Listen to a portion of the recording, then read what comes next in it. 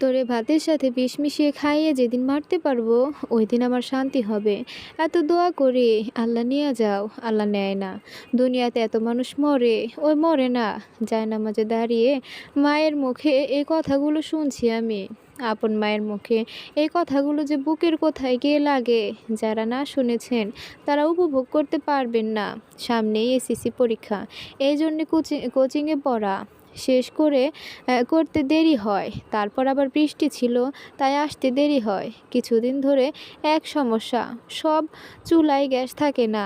আমার কোচিং থেকে এসে রান্না দিয়ে রান্না করার কথা ছিল, কিন্তু আস্তে আস্তে এশার আজান দিয়ে দেয়, গ্যাসও কমে যায়। তার ফলস্বরূপ এই কথাগুলো শুনতে হচ্ছে। আমি মায়া, এবার এসএসসি পরীক্ষা দেব। আম, বাবা চাকরি করেন, বাবা মা ছোট ভাই নিয়ে নিশাদকে নিয়েই আমাদের পরিবার। তবে ছোট থেকেই যে এই পরিবারের বোঝা আমি, সেটা কিন্তু না। বোঝা হই বড় হওয়ার পরে। আমার বয়স যখন 7 এবং ভাইয়ের বয়স তখন তিন তিন তিন তখন বাবা মায়ের ডিভোর্স হয়ে যায় কোনো এক কারণে। তখন আব্বু আমাকে তার কাছে রেখেছিল। আমি ছিলাম তার চোখের মণি, তার কলিজার টুকরা। আমি আজও সেই আব্বুকে খুব মিস করি। আব্বু আম্মু আলাদা হয়ে যাওয়ার পর আব্বু যখন আমাকে কোনো খাবার এনে দিত, আমি বারবার বলতাম, আব্বু নিশাত তো এটা খেতে পারবে না, ওকে কে এনে দেবে এটা? ও খাবে না, আমি একা খাবো। আব্বু আমার কথা শুনে কান্না করতো, আমিও আব্বুকে জড়িয়ে ধরে কান্না করতাম। আব্বুর চোখে পানি দেখলে আমার বুকটা ভরে যায়, অথচ সময়ের বদলে সেই আব্বুই আমার চোখের পানির কারণ। আব্বু কি এমন হয় আমাকে আগের মতো ভালোবাসলে? কি দোষ করেছি আমি? এখন কেন আর আগের মতো ভালোবাসেন না? আব্বু আম্মুকে 1 বছর নানা বাড়িতে রাখার পর আবার নিয়ে আসেন। এরপর থেকেই এই সংসারের বোঝা আমি। দেখতে দেখতে কেটে গেছে 8টা বছর। 15 বছরের যুবতী আমি। এই 8টা বছরের অনেক দূরত্ব তৈরি হয়ে গেছে আমার আর আব্বুর মধ্যে। আমাকে নিয়ে আম্মুর হাজার অভিযোগ শুনতে শুনতে আমার প্রতি ভালোবাসা উঠে গেছে। খুব কষ্ট হয় সে বকলে, কাজে কথায় চলাফেরা একটু ভুল হলেই এত কথা শোনায়। তার কি আর আমার জন্য এখন ভালোবাসা কাজ করে না? আজকে শুক্রবার, সামনে পরীক্ষা, তাই শুক্রবারেও কোচিং বন্ধ না। শুক্রবারের দিনটি কোচিং থেকে বাসায় আসতেই মা হাতটা জোরে চাপ দিয়ে ধরে ঘরে নিয়ে মেঝেতে ফেলে এলোপাথারি লাথি থাপ্পড় মারলো। আমি কিছুই বুঝে উঠতে পারছি না কেন এমন করছে। আম্মুর মারা শেষ হতেই আব্বু বড় একটা লাঠি দিয়ে মারা শুরু করলো। ছোট ভাই অনেক থামানোর চেষ্টা করেছে, কিন্তু সে ব্যর্থ। আমার মাথায় ঢুকছে না কেন এভাবে মারছে। হঠাৎ মনে পড়লো আমার ফোন কোথায়। বাবার লাঠি থামিয়ে দিলাম, এক হাত দিয়ে লাঠি ধরে আছি। বাবার চোখ লাল হয়ে আছে। আমি চিৎকার করে বললাম, এভাবে একটু একটু করে না মেরে একবারে মেরে ফেলেন। আমি মরলে আপনারা তো বেঁচে যান। আব্বু কোনো কথা না বলে ঘরের দরজায় জোরে একটা লাথি দিয়ে বলল, নিশাতের মা, তোমার মায়েরে রেডি করো, ওরে 1 সপ্তাহের মধ্যে বিয়ে দিমু। আব্বু আর কিছু না বলে পাঞ্জাবি নিয়ে বাইরে চলে গেল। বিয়ের কথা শুনে আমার মাথায় আকাশ ভেঙে পড়ল। আমি জোরে জোরে বললাম, আমি বেঁচে থাকতে আমার অমতে দিতে পারবেন না। আম্মু হঠাৎ এসে আমার চুলের লম্বা বেনিটা টেনে ধরে বলল, সিয়ামকে। আজ কোথা থেকে যেন অদৃষ্ট শক্তি পেয়েছি আমি। জানি না কিভাবে, কোথা থেকে পেয়েছি, কিন্তু আমি প্রতিবাদ করতে পারছি। যে আব্বু কষ্ট পাবে বলে কখনো মুখে মুখে তর্ক করিনি, আজ সেই আব্বুর মুখে প্রথম তর্ক করলাম। আব্বু চিৎকার করে জিজ্ঞাসা করলো, সিয়ামকে বলিস না কেন? প্রেম মারাও? হ্যাঁ, তোর মোবাইল ধরা বন্ধ, অনেক বড় হয়ে গেছিস, নিজের টাকায় মোবাইল কিনছিস বলে যা ইচ্ছে তাই করবি। তোর বাইরে যাওয়া, মোবাইল ধরা সব বন্ধ। আম্মু কথা শেষ করে দরজা বন্ধ করে চলে গেল। আমার সারা শরীরে মারের দাগ, তবে ব্যথা হচ্ছে না, কষ্ট হচ্ছে। সিয়ামের সাথে পরিচয় ফেসবুকের মাধ্যমে। প্রথমে বন্ধু থাকলেও আস্তে আস্তে সম্পর্ক পরিবর্তন হয়ে ভালোবাসায় রূপান্তর হয়। ছেলেটা পাগলের মতো ভালোবাসে আমায়, আমিও কম বাসি না। দুইজনেই সমান। সারাদিন কাজকর্মের পর যখন ও ভালোবাসি বলে, তখন আমার সব ক্লান্তি দূর হয়ে যায়। যখন বলে, মায়া আর কয়টা দিন কষ্ট করো, তোমাকে নিয়ে আসবো আমার কাছে, তোমাকে আর কেউ মারবে না, কেউ বকবে না। তখন মনে হয় এই বুঝি সুখ।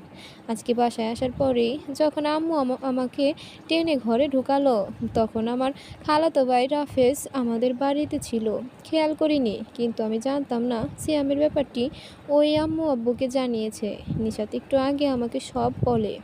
আজকে একদিন মোবাইল বাসায় রেখে যাওয়ায় এই সর্বনাশ হয়েছে। ও বাসার সাথের এক কারখানায় কাজ করে, মাঝে মাঝে বাসায় আসে। ও আজকে বাসায় আসার পর মোবাইল ধরে সব দেখে আর আব্বুকে জানায়।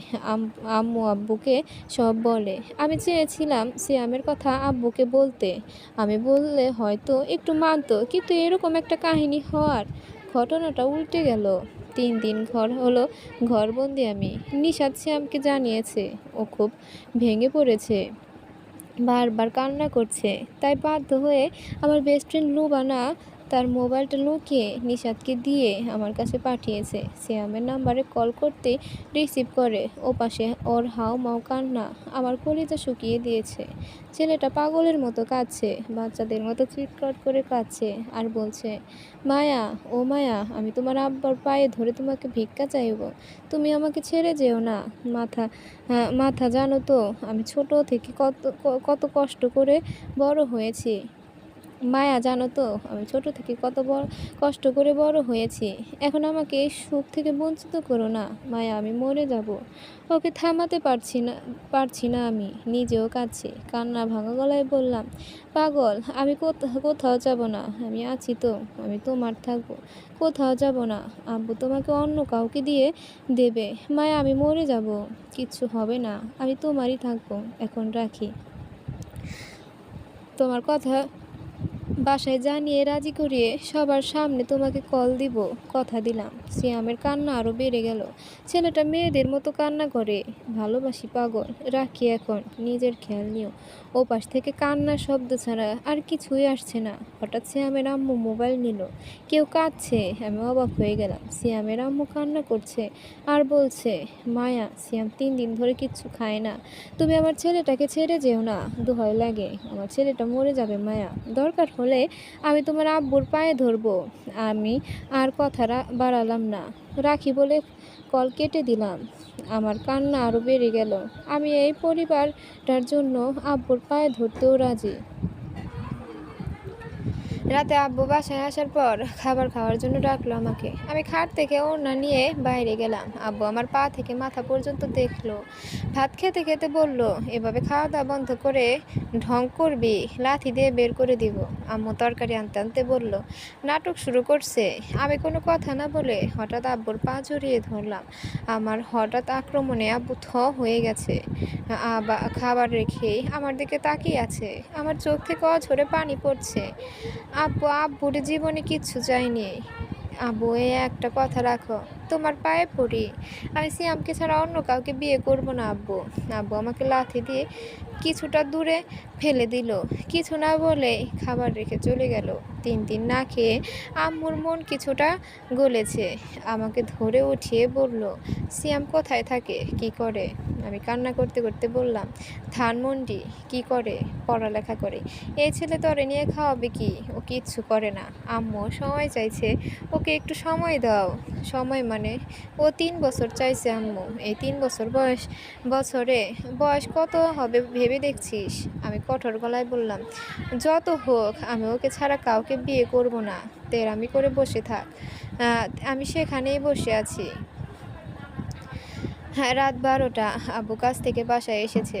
আমাকে সকালের জায়গায় বসে থাকতে দেখে কিছুক্ষণ তাকিয়ে থেকে ঘরে চলে গেল।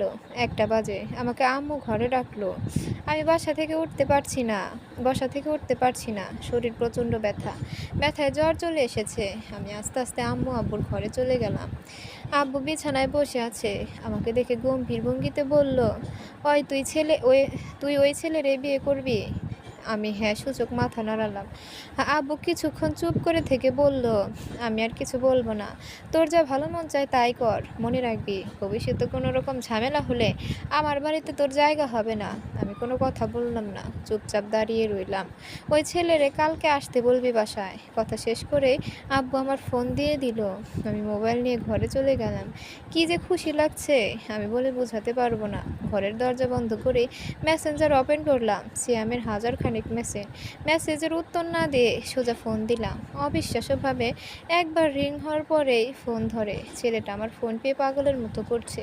ওকে শান্ত করে টুকটাক খোঁজ খবর নিলাম আগে, তারপর বললাম, কালকে আব্বু বাসায় ডেকেছে। সিয়াম ঢোক গিলে বলল, আমি কিভাবে তার সামনে গিয়ে দাঁড়াবো? আমি এখনো কিছুই করি না। আমি জানি না। আব্বু আসতে বলেছে, তোমার আম্মুকে নিয়ে চলে এসো। ঠিক আছে, আমি আম্মুকে বলবো। জানো মায়া, তোমার চিন্তায় আব্বু খাওয়া দাওয়া বন্ধ করে দিয়েছে। সে সে না আমাকে মানবে না বলেছিল।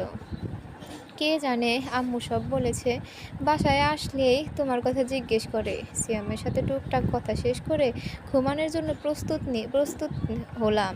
অনেক দিন পর আজকে শান্তিতে ঘুমাবো। সকাল 7:10 ঘুম ভাঙলো সিয়ামের ফোনে। হ্যালো পাগলি। ঘুম চোখে উত্তর দিলাম, বলো। আমরা 10টার দিকে বের হব, তুমি তৈরি থেকো, সাথে আব্বু আসবে। ওর আব্বুর কথা শুনতেই আমার ঘুম কেটে গেল। কি, আব্বু আসবো? হ্যাঁ, রাতে আম্মু সব বলেছে। সকালে বলল সে আসবে। ঠিক আছে। ফ্রেশ হয়ে রান্নাঘরে গেলাম। আম্মু হালকা আয়োজন করছে। যতই হোক বাসার মেহমান। আব্বু কখনো বাসার মেহমানের সাথে খারাপ ব্যবহার করেন না। আমি আম্মুকে সাহায্য করে গিয়েও থেমে গেলাম, কারণ আম্মুর মুখে কোনো কথা আটকায় না। হয়তো বলে দিতে পারে প্রেম করছে, সেই ছেলে আসবে বলে কত খুশি, রান্নাঘরে কাজ করতে চলে এসেছে। তাই সব বিবেচনা করে ঘরে এসে গোসল করে নিলাম। এই 3-4 দিন ঠিক মতো গোসল করে নিয়ে চুলগুলো জট পেকে গেছে। শ্যামের আম্মুর দেয়া খয়েরি রঙের 3 পিসটা পরলাম। 10:30 কলিং বেল বাজতেই নিশার দরজা খুলল। সিয়াম এবং ওর বাবা মারা এসেছে। ওদের দেখে আব্বু এগিয়ে গিয়ে সালাম দিয়ে ভেতরে আসতে বলল। সিয়াম আগে একবার আমাদের বাসায় এসেছিল ফুচকা নিয়ে, তাই চিনতে সমস্যা হয়নি। আমি জানালা দিয়ে হাত ইশারা করতে সিয়াম আমার দিকে তাকালো, মুচকি হেসে সোফায় গিয়ে বসলো। আব্বু সিয়ামের বাবার সাথে কিছুক্ষণ কথা বলে সিয়ামকে বলল, এখন তুমি কি করছো? সিয়াম মাথা নিচু করে উত্তর দিল, ইন্টার দ্বিতীয় বর্ষে এবার। ও, আমি শুনেছি মায়া এবং তোমার বয়স প্রায় একই। মায়া আবার লেখাপড়ায় পিছিয়ে একটু, সেটার দোষ আমারই। আমি আগে ওকে ভর্তি করিনি। যাক, সেসব বাদ দে। এখন কথা হলো, তোমার আর ওর বয়স প্রায় এক। তুমি ছেলে, আরও 12 বছর পরে বিয়ে করলেও সমস্যা নাই, কিন্তু ওর আর 2 থেকে 3 বছর ঘরে রাখা যাবে না, কারণ ও মেয়ে। সেখানে কিভাবে এই বিয়ে হবে? কিভাবে আমি একটা বেকার ছেলের হাতে মেয়েকে তুলে দেই? সিয়ামের আব্বু কঠার গলায় বলল, আপনি আমার সামনে আমার ছেলেকে অপদার্থ প্রমাণ করবেন না দয়া করে। আমার ছেলের উপর আমার বিশ্বাস আছে। ও 3 বছর সময় চাইছে। ও নিশ্চয়ই আপনার মেয়েকে ভালো রাখতে পারবে। তারপর যদি না পারে, আমি তো মরে যাইনি। আমি যা আছে সবে আমার যা আছে সবে একটা ছেলের। বড় ছেলে ভাগাভাগির মধ্যে নেই, তাই আমার ছেলেকে অপদার্থ প্রমাণ করবেন না। আব্বু কিছুক্ষণ চুপ থেকে বলল, 3 বছর সময় দিলাম আমি। এরপর তুমি যদি যোগ্য পাত্র হয়ে না আসতে পারো, তাহলে আমার যেখানে ইচ্ছে সেখানে বিয়ে দেব আমার মেয়েকে। সিএমের আব্বু দাঁড়িয়ে বলল, ঠিক আছে, এই কথাই রইল। আপনি ভদ্রলোক। আশা করি আবার ভালো পাত্র পেয়ে মেয়েকে অন্য জায়গায় দিয়ে কথার বরখেলাপ করবেন না। প্যাচ আমার মধ্যে পাবেন না। আপনাকে আপনাদের জন্য ছোট আয়োজন করা হয়েছে। খেয়ে গেলে খুশি হব। যেদিন বউ নিতে আসবো সেদিন চুটিয়ে খাবো। এখন আসি। আর ভাই, আমার ছেলেটা একটু পাগল স্বভাবের, তাই ওদের যোগাযোগটা বন্ধ করবেন না। ছেলেটা মরেও যেতে পারে। কথা শেষ হতেই সিয়ামের আব্বু সালাম দিয়ে বেরিয়ে গেল। সিয়ামও সালাম দিয়ে বের হলো। যাওয়ার সময় ইশারা করে বলল, বাসায় গিয়ে ফোন দেবে। আব্বু আমাকে ডাকলো। আমি চুপচাপ তার সামনে এসে দাঁড়ালাম। সেই 2 হাত পিছে নিয়ে দাঁড়িয়ে বলল, 3 বছরের 1 ঘন্টা বেশি সময়ও দেব না আমি। মনে রাখিস। তাই ওকে প্রস্তুত হতে বল। কথা শেষ করে সে কাজে বেরিয়ে গেল। দেখতে দেখতে কেটে গেছে 3টি বছর। সিয়াম বর্তমানে ভালো সফল একজন ফ্রিল্যান্সার। আজকে আমাদের বিয়ে। সিয়াম বিশাল আয়োজন করেছে। সিয়ামের আব্বু সেই দিনের কথা রেখেছে। আমাকে আজকে চুটিয়ে খাওয়া দাওয়া করেছে। আব্বু বেশ খুশিতে আছে। সিয়াম আমারই পাশে বসে আছে। একটু আগেই বিয়ে সম্পূর্ণ হলো। বের হওয়ার সময় আম্মু কান্না করলো, কিন্তু তার কান্না দেখে আমার কান্না আসছে না। নিশাদ অনেক কান্না করলো। ওর জন্য খুব কষ্ট হচ্ছে আমার। সিয়ামকে এখন সাথে নিয়েছে। আব্বু সিয়ামের হাতে আমার হাতটা দিয়ে বলল, আজকে থেকে ওর সব দায়িত্ব তোমার কাছে দিলাম। আমি ঠিক থাকতে পারলাম না, ঝাঁপিয়ে পড়লাম আব্বুর উপর। আব্বুও কান্না করে দিল। আমাকে নিজে হাতে গাড়িতে উঠিয়ে দিল। আজকে বিয়ের 5 বছর চলছে। আমার 3 বছরের মেয়ে মৌ তার বাবার কোলে বাজার থেকে এসেছে। তার নানা নানি মামা আসবে, তাই তার বাবা বাজার করে এনেছে। আমার শাশুড়ি মা রান্না করছে, সাথে আমিও সাহায্য করছি। রান্না শেষ করে মৌকে রেডি করাতে করাতে আব্বু আম্মু চলে এসেছে। আব্বু সব সময় জোরে কথা বলে। মৌ আব্বুর কণ্ঠ শুনতে পেতেই আমার হাত থেকে ছুটে নানার কোলে উঠলো। আমিও বাইরে গেলাম। আব্বু এই 5 বছর পর আমার বাড়ি এসেছে। এর আগে আমি অনেক জোর করেছি, আসেনি। মৌকে নিয়ে আমি যেতাম, সিয়ামও যেত, সে আসতো না। আমি আব্বুর সামনে গিয়ে দাঁড়িয়ে জিজ্ঞেস করলাম, কেমন আছো আব্বু? আলহামদুলিল্লাহ ভালো আছি রে, তুই সুখে আছিস?